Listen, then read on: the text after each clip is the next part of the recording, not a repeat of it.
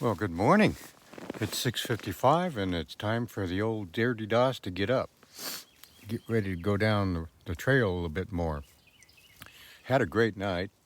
Ate some rice and chicken for dinner and had a Cliff Bar for dessert. Hung my bear bag, and I'll show you that in a little while how I did that. And then slept like a baby. I could hear the creek all through the night, and the bubbling sound in the distance, and also it was rather windy, so the wind going through the trees. But other than that, no critter bothered me. I was fine. I was all alone, just me and my thoughts, and it was a great night. I slept like a baby. Ooh, I hate that cliche. Okay, this little shot here is aimed primarily at the males, particularly over the age of 60 years old. So you ladies, you may want to skip ahead if this is too gross.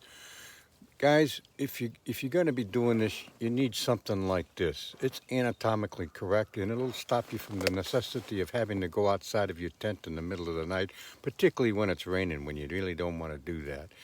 If this particular unit only cost about $5 on Amazon, and if you don't want to spend the money or it's too much hassle, just get a Gatorade bottle, drink the contents, and keep the bottle, and it'll work just as well. So, okay, ladies, turn it back on.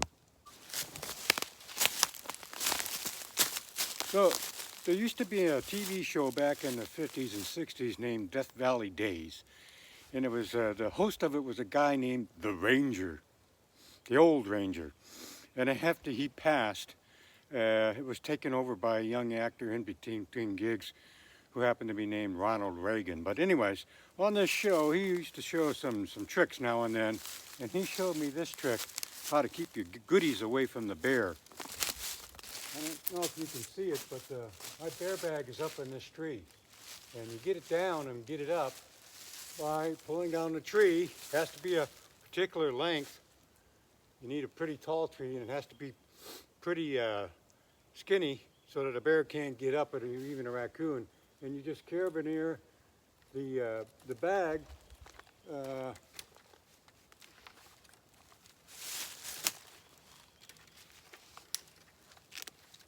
try not to manhandle and you put it on there and let her fly up, and in the morning you go back and get her down. So that's my bear bag. This is a mesh bag, and inside I've got all my goodies inside a dry bag so it doesn't get wet. If field mice get up that tree for whatever reason, this mesh bag, this iron mesh bag, will work. You can get this bag for about $30 at REI, and I've had pretty good luck with it. This is all Velcro up here. It's very difficult to get open, even for a human. So try it. Well, I did lie. Actually, I'm telling stories. That wasn't by the old Ranger. It was my older brother who taught me that last July, and very appreciative of that technique. And I do listen to you, brother. So keep sending me stuff. Boiling water for breakfast. Boy, grits and oatmeal, steel oats. Well, it's I woke up, it was 32 degrees, but I was real comfortable in the tent. The X-Therm kept me off the ground. It was warm. I was pretty happy. It's climbed my first mountain of the day coming out of this gap. It says it's 14 miles to Unicoi Gap. That's going to be my upper limit target for today. I may not go that far. We'll see. I really don't like camping in the shelters. It's not that I don't like people. It's just it gets loud. There's a lot of farting and snoring, and people getting up in the middle of the night. And I just like to be alone and gather my thoughts and do my own thing. So, I mean, once in a week or so, it's nice to be in the shelter, particularly when it rains. They do keep you dry. You don't have to deal with a wet tent in the morning. But we'll see. Unicoi Gap, here we go. I did have a problem yesterday, a little bit of back problems, which is one of the reasons I didn't go on to Low Gap. And I think I got the distribution of weight in my backpack wrong, and I was a little wobbly there at the end. So I redistributed today. It feels a lot better, but we won't know for another 2 hours. And I did take an Advil. I don't like doing drugs, but I thought, geez, I'm an old guy. I'm on Medicare. It's okay. So we'll see. We'll see you down the road.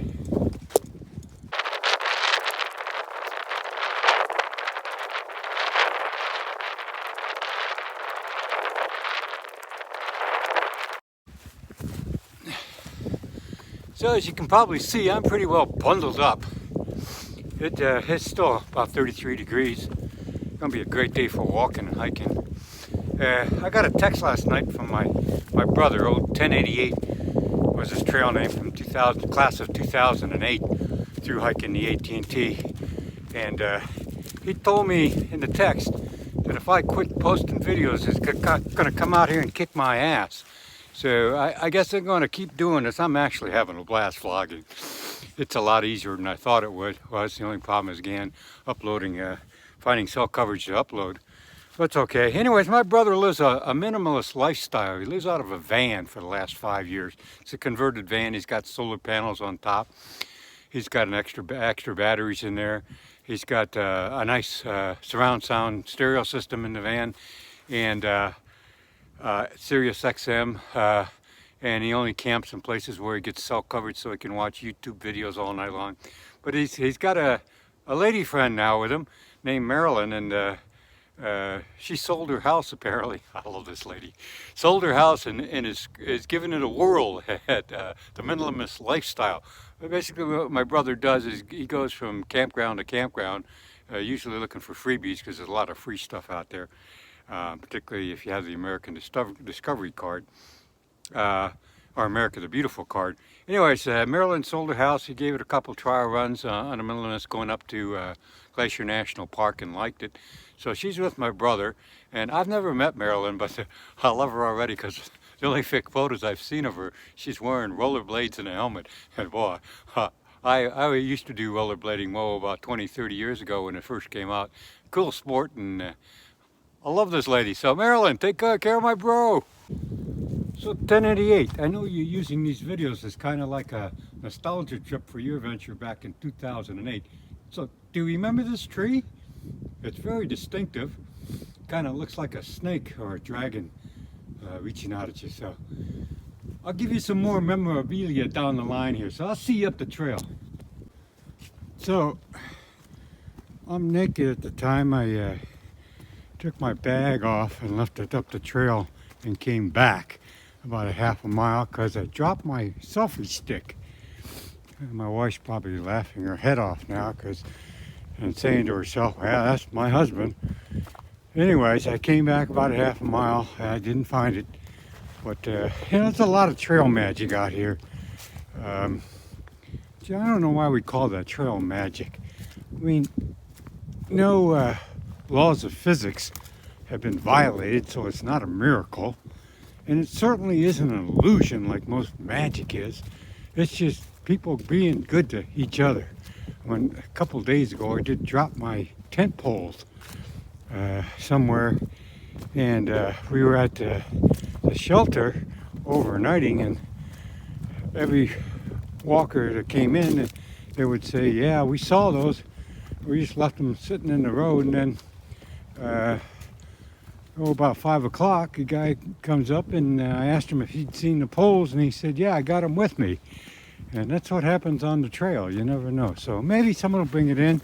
If I don't get them back tonight, I'll probably order the same thing on Amazon and have it delivered to the Fontana Dam, and I'll be back in full gear. Anyways, it's starting to warm up. It's saying it's 66. I don't know if you can see that. Yeah, 66. And I think that's, oh, now that's my body heat because my temperature gauge is on my bag, and my bag is about a half a mile up the trail. So that's my body heat right now. When last I looked, it was 42. It did warm up. So I'm going to have to get out of what is essentially my underwear and strip down a bit here in a while. So we'll see you up the trail. So I'm back at my pack where I dropped it to run back, and I looked at the mileage, and it's I went back exactly a half a mile. So I think I'm gonna wait at the next shelter just to watch for other people come by to ask them if they saw it. I may do that for half an hour or so. I haven't seen anybody today, so I'm not very optimistic I'm going to see it again. So this is kind of a sexy section. It's all downhill, coming down off Kick-Ass Mountain, or whatever its name is, Poor Mountain. Trail was telling me he thought, or Trip was telling me that he thought where I stayed last night was a favorite hanging out spot for bears. Yeah, I said I didn't see anyone, but I'm pretty prepared for bears. What I do, number one, I always sleep with my fingernail clippers right by my side. If you read the book A Walk in the Woods by Bill Bryson, you'll know what I'm talking about. They didn't use that line in the movie, and the movie was nowhere good as the book, but that was their bear protection when the Nick Nolte character and the Robert Redford character were walking or hiking overnight in AT. Anyways, so I have my fingernail clippers. I also have a whistle that I always have ready at hand, because a bear, he can't see very well. But he can hear and he can smell. So he's going to find you not with his vision, but with his smeller or with his ears. And he hears that whistle, he's heading out. I also have my camera ready at hand, because if I'm going to see a bear, I'm going to get him on film. That is way too cool. I also have my poles pretty close to me, because like I said, a bear can't see very well. And if you just wave the sticks over your head, he'll think you're much bigger than he is and wimp out and go the other way. Of course, all bets are off if he's with his kids. He's going to do anything to protect those kids. So the only time I've ever encountered a bear was actually down at a trail called Turkey Pen Trot near Hahatonka in Missouri in the Ozarks. And the bear was with a cub as a female. Pretty sure I didn't see anything hanging around, and all I did was, the bear didn't see me. Again, they don't have good vision, so I just kind of backed up and let them have the right of way, stayed out of the way, and a couple minutes later they were gone. So I'm not afraid of bears. I am afraid of humans. Well, as you can see, I made it to Low Gap, the place I originally intended to spend last night. I think I'm gonna stay here a little bit and drink a lot of water. In ultra events, I've always had a problem drinking enough water, and I can tell there's an adage in ultra events that you should always check everything that goes into your body and everything that comes out. So I like to check my urine at night, and if it's too yellow, that tells me I haven't been drinking enough, or I've eaten too many Snickers. So I'm going to come up here and wait around in the shelter to see if anybody comes by with my selfie stick, and to drink a lot of water, maybe eat some carbos, a Cliff Bar. Oh boy, I'm out of Snickers. So anyways, I'm going to stay here a little while, maybe half an hour, and I'll see you down the trail. I'm here at the Low Gap shelter with Baked Potato. Yep. Baked Potato, how'd you get that name?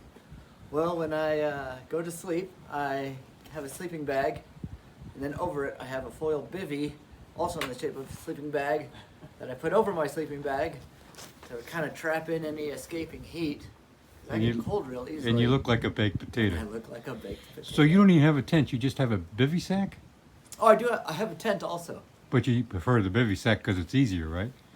I'll do both. Yeah, if it's raining, you do the tent. Yeah, that's true. That is true. And this is Trip, Hey, the man who spotted my selfie stick. I didn't pick it up. That's okay, I'll forgive you this time. Just don't let it happen again. Okay. The Trip's from Wisconsin. He grew up in Texas, though. Yep. You like Wisconsin? It's a little snowy. Yeah. A lot of snow. So how'd you get the name Trip? It's not to do with drugs, is it? No, but that's like the exciting story that could have been. Yeah, it could have been. Mainly We're stumbling. telling stories here. You can say anything you want. Right, stumbling. I stumble a lot, and especially going through the Grand Canyon. Everybody was a little worried about me tripping. Yeah. So did they tether you to somebody? Or? No. They just, every time they would hear me falling and turn around. Yeah, that's a great story. Well, I want to show people the shelter here. This is a kind of a small one. What do you think about 6 people maybe. What's this rated at? It's kind of small. Yeah, pretty small. Yeah. Well, that's it. We're gonna. So look who's back. Blackie. My strategy worked. At the Low Gap shelter where I hung out to eat some lunch. Next hiker who had it in his bag. So I'm gonna nominate that guy for Hiker of the Year.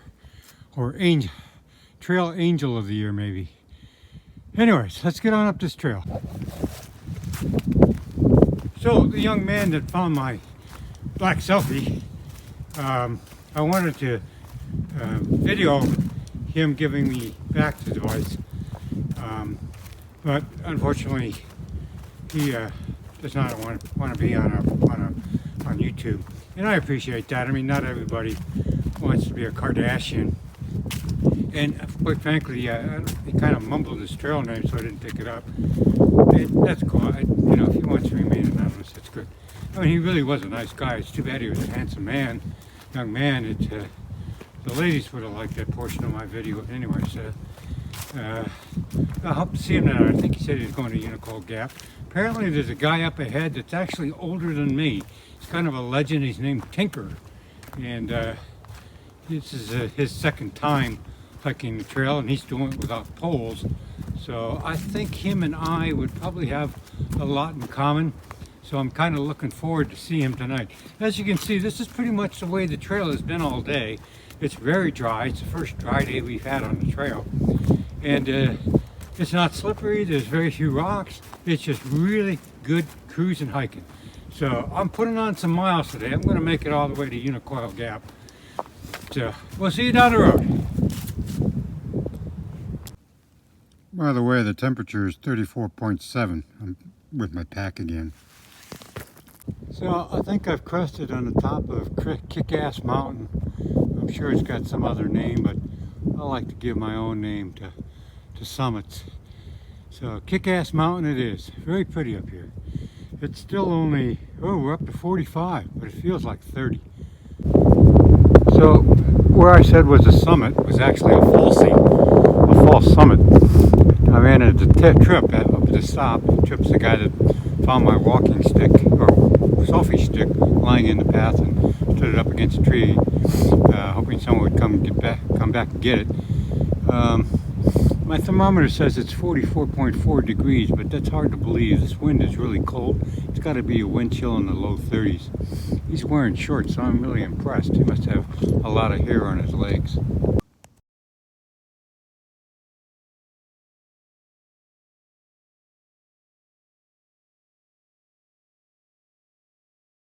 From the Smokies. Bear bags up in a tree.